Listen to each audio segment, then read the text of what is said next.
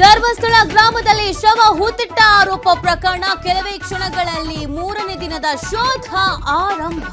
ಇಂದು ಕೂಡ ಸ್ಥಳಕ್ಕೆ ಪ್ರಣವ್ ಮೊಹಂತಿ ಭೇಟಿ ಸಾಧ್ಯತೆ.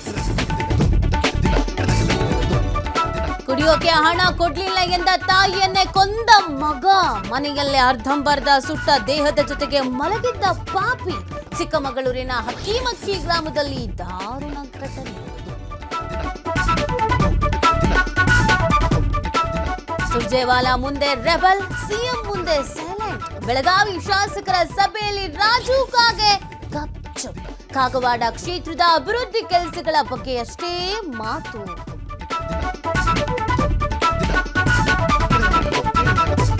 ಆಗಸ್ಟ್ 5ಕ್ಕೆ ಬೆಂಗಳೂರಿನಲ್ಲಿ ರಾಹುಲ್ ಗಾಂಧಿ ಪ್ರತಿಭಟನೆ.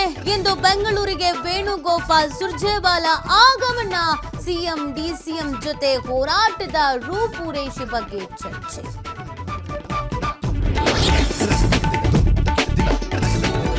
ತುಂಗಭದ್ರಾ ಅಚ್ಚುಕಟ್ಟು ಪ್ರದೇಶ ಕ್ಯಾನ್ಸರ್ ಹಬ್. ಕೊಪ್ಪಳ, ವಿಜಯನಗರ, ರಾಯಚೂರಿನಲ್ಲಿ ಹೆಚ್ಚಿದ ಕ್ಯಾನ್ಸರ್.